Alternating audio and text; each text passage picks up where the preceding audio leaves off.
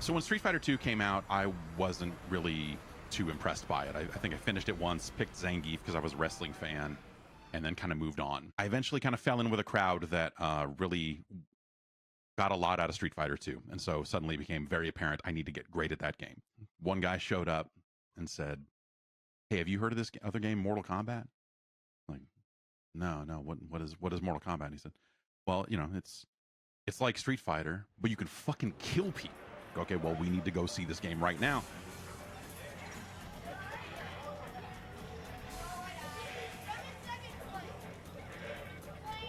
I absolutely remember the first time I played Mortal Kombat.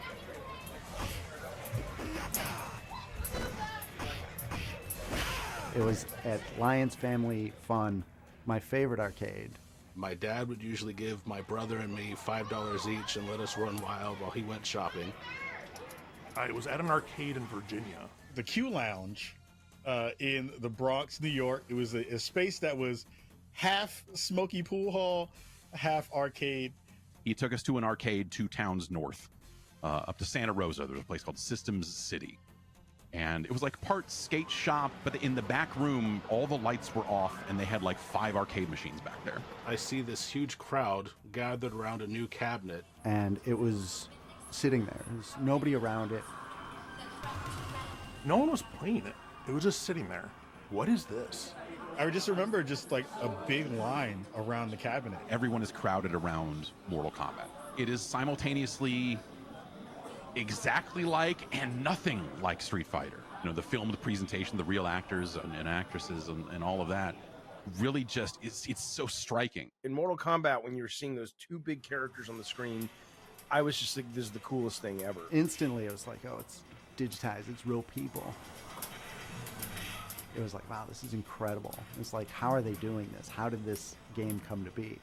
I was blown away by how it looked. Because it was a violent, bloody game. Like, that's the first time I'd seen blood in a video game that I remembered. Even from a basic high punch, you just see blood flying out of these people's heads. Even if I couldn't do the specials of certain characters, I could fall into a rhythm that just felt so good. Just like, you know, air kick, uppercut. And I was, oh, I feel like the baddest motherfucker in the world. In a time where you didn't see that kind of stuff in games and especially in arcades where kids were, you know, running around with their parents, and parents were still freaking out too, kind of seeing what was happening. My dad came up behind me. I didn't know this at the time, but the screen went dark. Kano ripped out a heart and held it up, blood dripping from it. And my dad went, "Oh, no, no, no, no, no, no, no, no, no," and whisked me out of the arcade. And that's when I knew I had to play that game because I was not allowed to play that game. People getting chopped in half and torsos being dismembered. Liu Kang wins. Flawless fatality. Oh, I didn't know you could do that in a video game. I didn't know that was allowed in a video game. And we're, you know, 16, 17 at the time. So this is the most exciting thing in the world. The endings and how every character had, even though Street Fighter, they had an ending, but Mortal Kombat was like the first thing that really affected me that was like, I really want to play all these characters to see what happens. And this is before YouTube, so it wasn't like you could just go on YouTube and watch it. You had to, you know, earn it, right? What's Kano's backstory? You know, what about Sonya? That's what we wanted to know about. And, you know, they specified a lot of it kind of in, you know, various screens and whatnot. You know, we were hooked. But it didn't take long from there for that game to be literally everywhere. Every single pizza place, 7-Eleven arcades, the arcades that were left at that point, all of them had a Mortal Kombat machine probably within a month.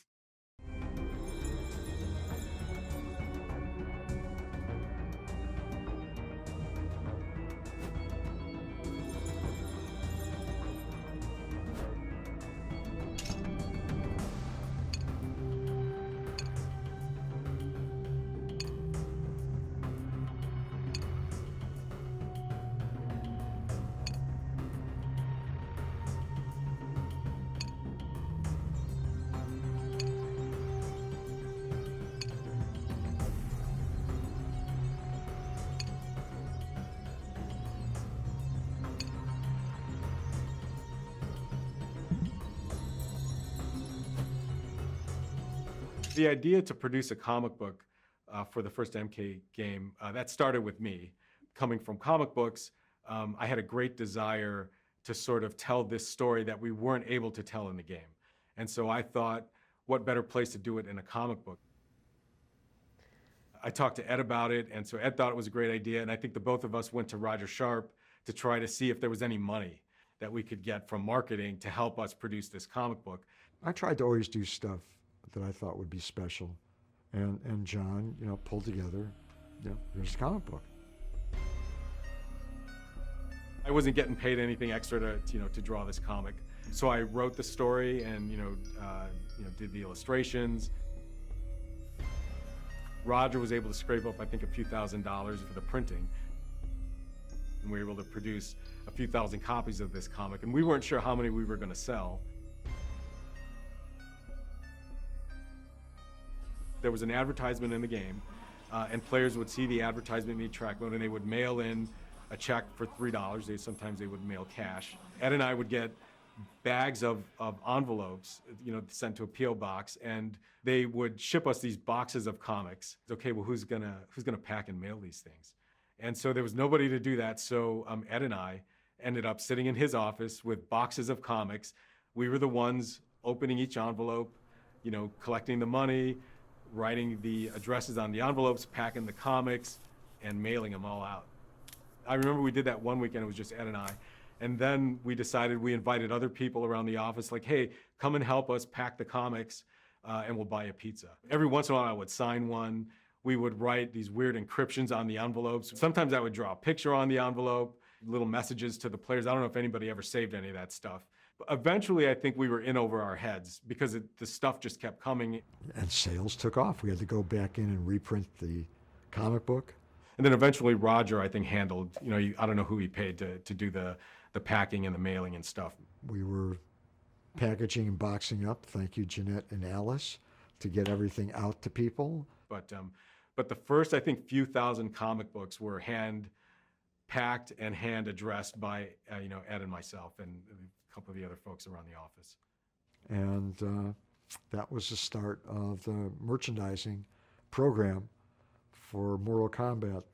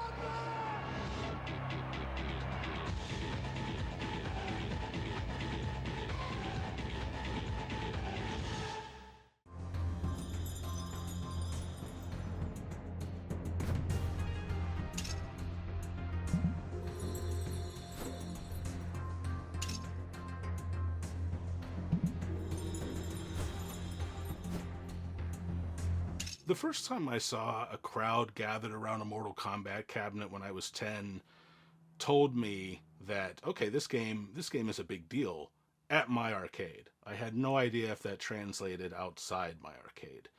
Then Mortal Monday happened. Not just the day itself, but the build up to it. Seeing the zeitgeist around it was huge. Conversations around Mortal Monday were happening, the first kind of big marketing push. Acclaim was clearly, they knew what they had in their hands, and so they were doing a much bigger effort in promoting it. I remember them telling us that they were going to spend $10 million to advertise this game, and I remember saying, are you sure you want to put that kind of money behind this? And in retrospect, of of course that was the right decision, but I remember being really paranoid thinking, you know, that they were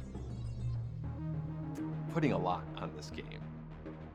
The preparation for the release of Mortal Kombat was just massive. I was working at Babbage's Software. Pre-sales had started early, so like we knew we were going to be just selling out. It was all I could talk about. I remember going to see a movie, I can't remember which film it was, and they were advertising Mortal Mondays, which was one of the greatest marketing blitzes in video game history. And it was just, you know, all these random kids yelling in the middle of a city street, Mortal Kombat, right? Mortal Kombat!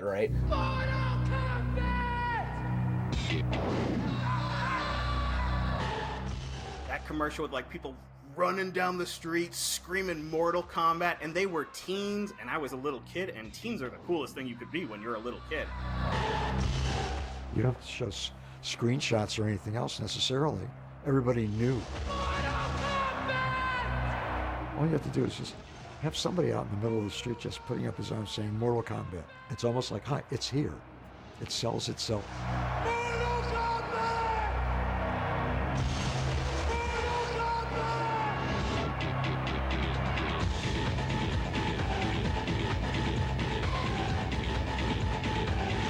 We were all like, yo, did you see that Mortal Kombat commercial? What is Mortal Kombat? And there was always like one kid who knew a little more. It's a video game, but you kill people. And all of us at Maplewood Elementary School were like, whoa! We had 2 front monitors that were just showcasing Mortal Kombat videos. And in the comics, on the back of the comics, there were Mortal Monday ads. There were Mortal Kombat ads in magazines. There were Mortal Kombat ads in subways. You know, just seeing the standees and the posters and things at Times Square and the signage that was coming in, every piece of memorabilia that was coming in, and t-shirts, and it was just over the top compared to other games. I remember just being nervous about it, thinking, I hope this game lives up to it. Even though it was a huge arcade game, you know, you just never know at home.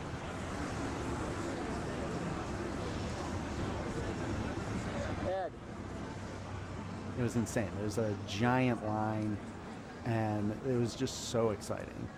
That's when I realized, like, this is actually a bigger deal than maybe any video game that's come before it. Mortal Kombat became a pillar of popular culture within 12 months. It was, I think, the fastest a video game had ever exploded to date. Nothing could prepare you for it. It was, it was just insane.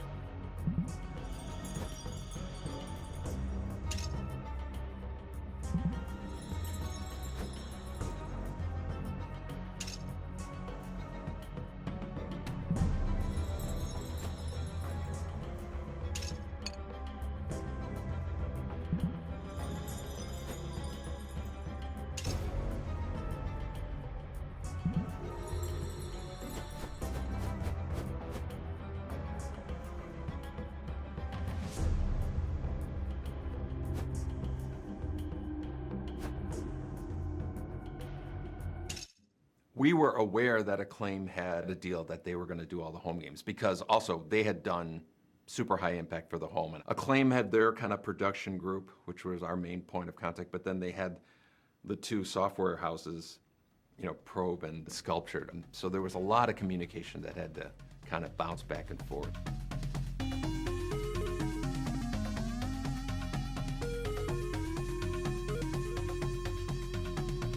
Probe offered me Mortal Kombat on the Mega Drive, the Genesis version, and I said yes. I'm free. I'm available.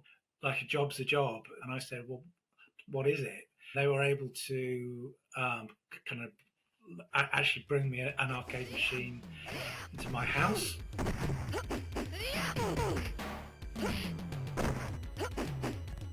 And kind kind of started playing it, and I thought, well, this looks easy enough.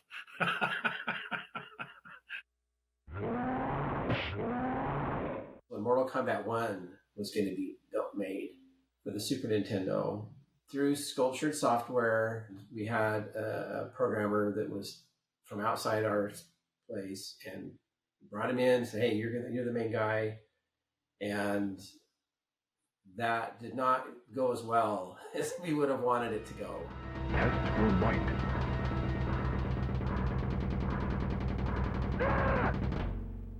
Ed and I would get versions of the game, and so I would give feedback in terms of the pixel art as best I could. Of course, the home games at the time, they didn't have quite the capabilities that we did in the arcade.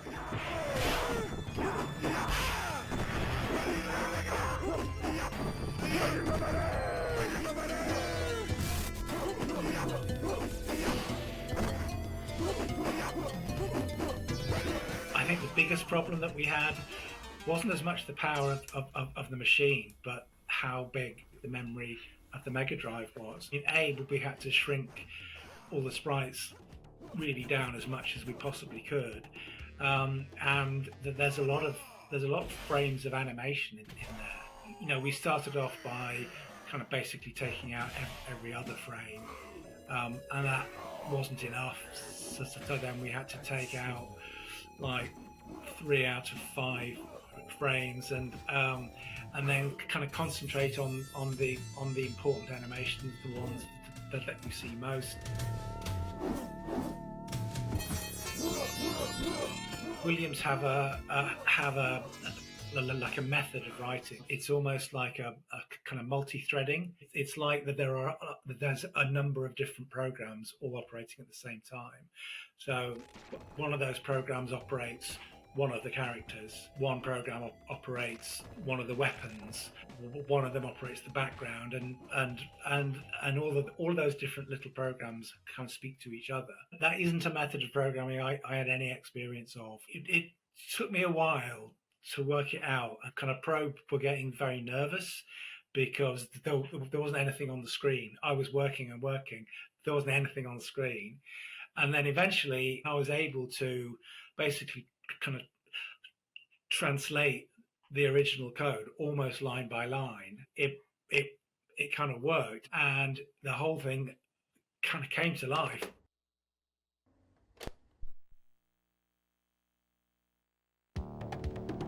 Fight. What it meant as well, though, was that it was very accurate, you know, very close to the original arcade version in terms of how it feels playing it. So everyone was then very happy with me, which was great. Genesis played much better, and it had the blood, the abacab, and all that. Get over here!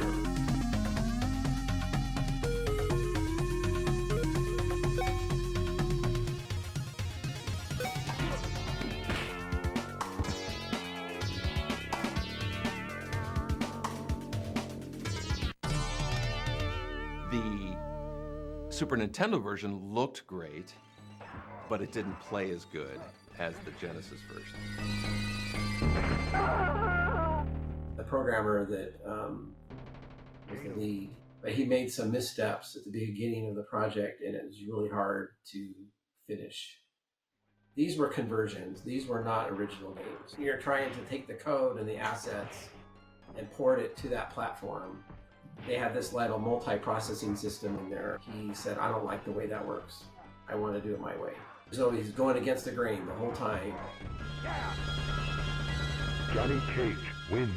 The quality of the game was something that that was important to us. I know Ed was a stickler in terms of what he was willing to approve. Come here!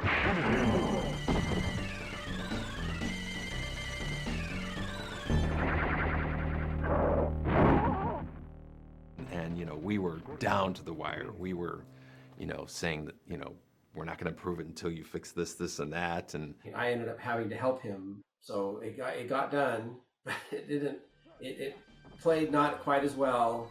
They needed to build millions of cartridges, and there's lead times involved with that.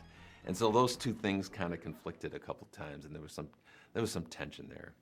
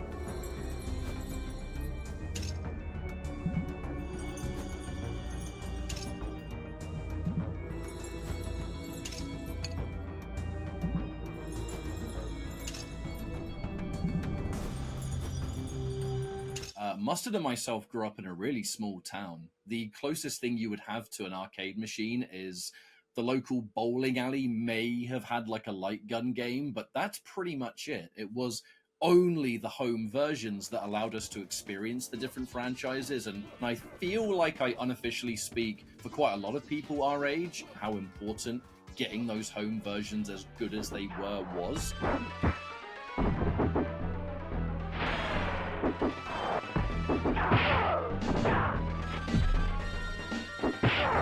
So that the rest of us could still experience it in different parts of the world, that arcades weren't as common, especially those small towns. Which side was I on in the home versions? There's only one side. Like, what do you know, it's just the Genesis version. There's only one version of the game.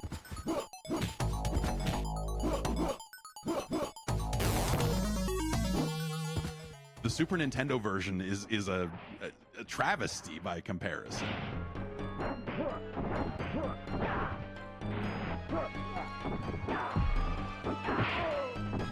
I actually thought that even though the Genesis was a little behind graphically than the Super Nintendo, I liked the grittier look of the Genesis version. It really felt kind of down and dirty the way Mortal Kombat should. I mean, also the Genesis version had the blood code.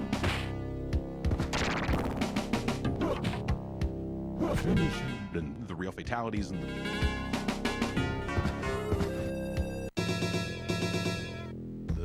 Dullard code and all the other cool stuff in it. I think that made up for like the music in the Genesis version being really hokey and some of that other stuff. My friend had a Genesis. They got Mortal Kombat. His mom would come in every now and then just to look at the screen to make sure there was no blood flying. Finish him.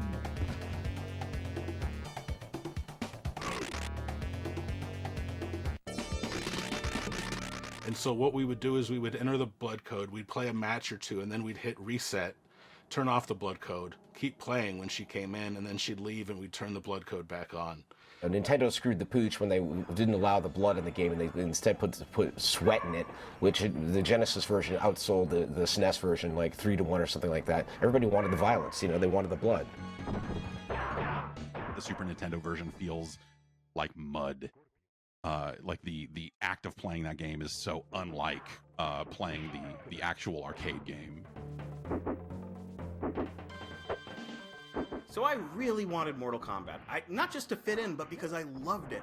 I wanted it so bad, but my family didn't have a ton of money. So I scraped together all the money I had, and I was able to finally afford Mortal Kombat for the Game Boy. And that game is a experience.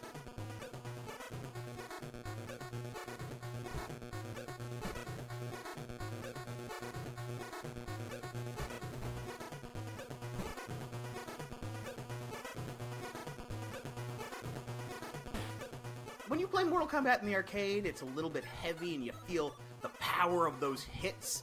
Mortal Kombat on the Game Boy moved like two frozen people were slowly trying to get close enough to hug. Like when you'd push the punch button, it would eventually move the fist forward a little bit at maybe 1 frame per minute.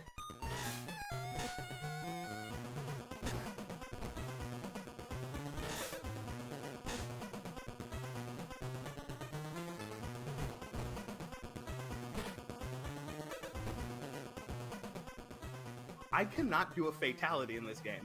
I know for a fact they exist because the computer can do the fatalities on that pit level. Instead of having them fall off the stage onto spikes, at the end of each part of the level were just little drawn spikes in the background that you could knock them onto. And I think that that was their, like, makeshift solution for having a stage-based fatality.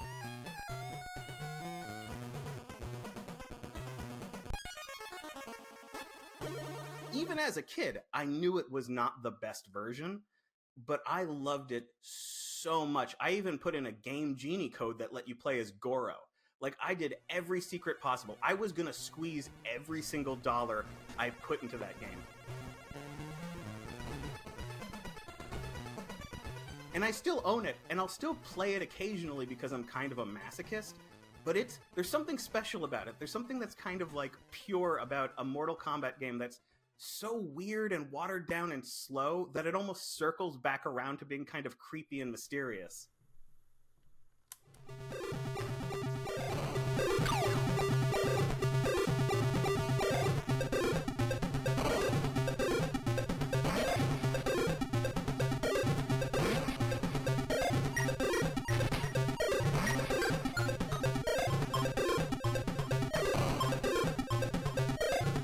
I mean, they may not have been like arcade perfect, but to us, we didn't know any better. We didn't have anything to comparison. All we cared about was just, you know, play the game, have fun with it, you know, and enjoy what we were doing, and that was about it.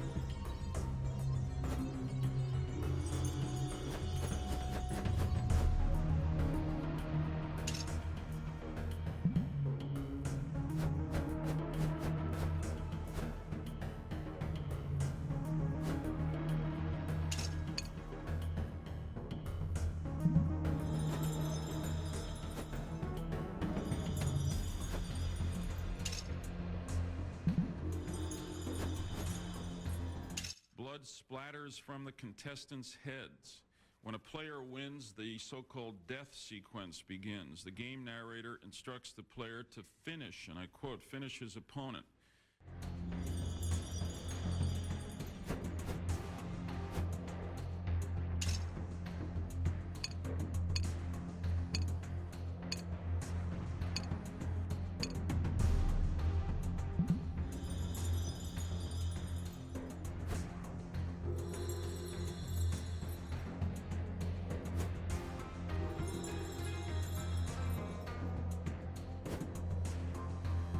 Video games were becoming more and more sophisticated, maturing. It was around that time that we were realizing that video games aren't just for kids. The manufacturers of the home consoles still kind of thought of them that way. It's like, hey, this is a toy for kids. We never made Mortal Kombat for 6-year-olds or anything like that. That was never the intention. 4 guys in their 20s, what kind of video game are they going to make? In our minds, we were creating the game for a certain demographic of player. Fans of Terminator, Bloodsport, Alien, Predator, you know, all these movies. It was a game by guys in their 20s, 4 guys in their 20s. And nobody mentioned anything during the arcade days. Once the game came home on the consoles, it came into people's living rooms. That was a shocker to the moms and dads of suburbia. Blood splatters from the contestants' heads. When a player wins, the so-called death sequence begins. The game narrator instructs the player to finish, and I quote, finish his opponent. My parents were very worried about the violence in Mortal Kombat because eventually they saw the news stories. They saw the news stories that were like, you could rip out someone's spine or you could light them on fire. Like, I had a friend who was not allowed to go to another friend's house because he had played Mortal Kombat with him. And we also really didn't see a lot of animated blood in video games back then. It seems so commonplace today. What is the difference in between this and violent movies? Why is it different? No one's looking at movies in the same way as they're looking at video games. rock music before it and comics and heavy metal. You know, I grew up at a time Elvis Presley's body was blacked out from the waist down because he was gyrating, and God only knows what that's going to do to today's youth. I do think that there was a number of kind of politicians and other people who were looking for a scapegoat. Kind of this was it. It came along at the right time. Kano wins. Flawless victory. It was just like, video games are bad, and these are the ones doing it. I think the thing that made me most angry about it was it just felt like no one involved in any of this had ever actually played a video game or seen this stuff outside of very carefully selected footage. It was like fairly like kind of innocuous, and it was like kind of cartoon violence. And yeah, it seems violent, but ultimately it's really just funny. Yeah, it's like Evil Dead, isn't it? The very idea that like Mortal Kombat was somehow going to destroy society or the fabric of our youth or anything was always ridiculous. These home games had no system of ratings, right? Like a CD would say explicit lyrics or something. A movie would say rated R for violence or, whatever. And I think to me that was the fundamental issue. Somebody noticed and somebody objected to it, and we certainly didn't disagree with it. And so I think that the reaction from Congress and everything at the time almost to me felt appropriate. Yeah, I'd say having the conversation about violence in video games and ratings in video games ultimately is something that was going to happen sooner or later. Is the industry going to be able to self-regulate, or is the government going to have to come in and do a bunch of really dumb things? I think that the rating system helps people make more informed decisions about what they're buying, and that included Mortal Kombat. If you're a parent who bought their kids games, they probably shouldn't have been playing Mortal Kombat unless you could supervise them. It was the next step in the maturity of the industry, and the rating system was kind of emblematic of that. It was a way to say, hey, here's this type of game, here's the type of content, make your own choice. The rating system and stuff that came from it felt like the right choice, to make. I think that if video games were like a squalling infant that was just learning how to crawl, Mortal Kombat got them toddling on their feet.